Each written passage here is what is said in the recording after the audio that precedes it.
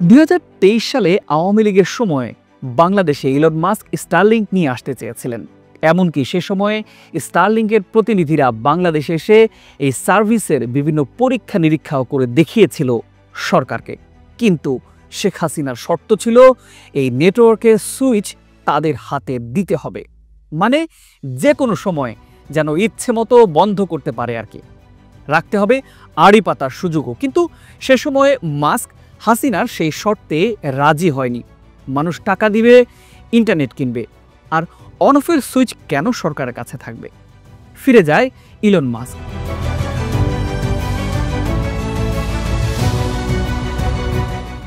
Doctor ইউনূসের নেতৃত্বে অন্তর্বর্তীকালীন সরকার আসার পর বাংলাদেশে স্টারলিংক আসা নিয়ে শুরু হয় নতুন করে আলোচনা। আর এ নিয়ে সম্প্রতি বিশ্বের 1 নম্বর ধনী ইলন মাস্কের সাথে সরাসরি কথা বলেন ডক্টর ইউনূস। আর তাতেই এই বিষয়টি নিয়ে মোটামুটি চূড়ান্ত যে এই বছরই বাংলাদেশে আসতে যাচ্ছে বিশ্বের সর্বাধুনিক ইন্টারনেট প্রযুক্তি স্টারলিংক ইন্টারনেট। তথ্য বলছে স্টারলিংক হবে গ্রামীণ ব্যাংক এবং গ্রামীণ ফোনের একটি সম্প্রসারণ সেবা। চলুন এখন জেনে নেই স্টারলিংক ব্যবহার করতে আপনার আমার কেমন টাকা খরচ হতে পারে, স্পিডই বা কেমন পাবো আমরা।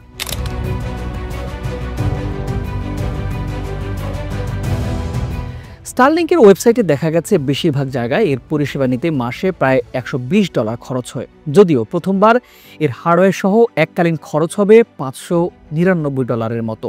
খরচ শুনে কি চোখ কপালে উঠে গেছে আপনাদের? ভয় পাওয়ার কিছু নেই, খরচ আসলে এত হবে না। তার আগে চলুন দেখে নেই মাসে $120 অর্থাৎ 14,400 টাকার মতো খরচ করে ইন্টারনেটের স্পিড কেমন পাওয়া যাবে। তার আগে দেখে নেই আমরা বর্তমানে যে ইন্টারনেট ব্যবহার করছি তার স্পিড ও খরচ কেমন। সাধারণত স্থানীয় আইএসপি থেকে 5 Mbps ব্রডব্যান্ডের দাম প্রতি মাসে প্রায় $500 টাকা। এছাড়া মোবাইল ইন্টারনেটের দাম প্রতি 30 GB গড়ে $400 থেকে $500 টাকা পড়তে পারে।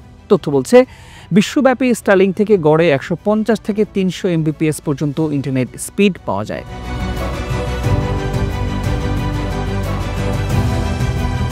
বাংলাদেশ স্যাটেলাইট কোম্পানি লিমিটেডের তথ্য মতে স্টারলিংকের ইন্টারনেট ও ডাউনলোড স্পিড প্রায় 500 Mbps।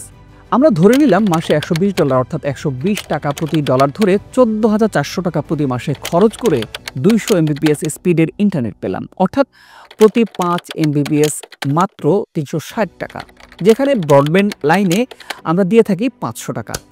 মোবাইলে ইন্টারনেট খরচ তো আরও বেশি। এখন কথা হলো যাদের উচ্চ গতির ইন্টারনেট দরকার তাদের জন্য নিঃসন্দেহে এটা সেরা অফার। কিন্তু আমাদের মতো সাধারণ জনগণ এত বেশি স্পিড দিয়ে কি করবে? আমাদের তো দরকার মাত্র 5 Mbps। এবং ঠিক এখানেই সমাধান। স্থানীয় ব্রডব্যান্ড প্রোভাইডাররা যদি স্টারলিংক সেটআপ কিনে হাই স্পিড ইন্টারনেট অনেকের মধ্যে ভাগ করে দিতে পারে, তবেই কিন্তু হিসাব বরাবর। নিরবিচ্ছিন্ন ইন্টারনেট সেবা বর্তমান থেকেই সস্তা। 2 দিন পর পর লাইন কাটাকাটির কোনো ঝামেলা নেই। পলকের মতো লোকজনের হুটহাট আমরা ইন্টারনেট বন্ধ করিনি, বন্ধ হয়ে গেছে টাইপের কথাও আর শুনতে হবে না। সম্প্রতি ভুটানে এই সেবা চালু হলেও ভারতে নেই স্টারলিংক। কিন্তু কেন? নিজেদের কাছে রাখতে চায় মোদি। যদিও ভারতে বাংলাদেশের মতো স্বৈরতান্ত্রিক সমস্যা নেই, কিন্তু সেখানে আবার অন্য বাধা। দেশটির ইন্টারনেট সার্ভিস প্রোভাইডাররা আবার মাস্কের এই স্টারলিংকের বিরুদ্ধে মাঠে নেমে গেছে। তবে ভারতের 7 সিস্টার্সের বিদ্রোহীরা নিজেদের মধ্যে যোগাযোগের জন্য স্টারলিংক ব্যবহার করছে বেশ কয়েক বছর ধরেই। এই মুহূর্তে ডোনাল্ড ট্রাম্পের অন্যতম উপদেষ্টা ইলন মাস্কের প্রতিষ্ঠান ভারতকে বাদ দিয়ে বাংলাদেশে গাঁটি গড়ছে খুব শিগগিরই।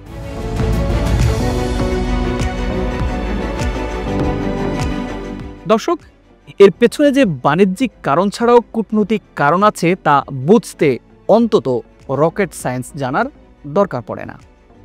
আজ এ পর্যন্তই। ভালো থাকুন, সুস্থ থাকুন, চ্যানেলটি সাবস্ক্রাইব করে আমাদের সাথেই থাকুন।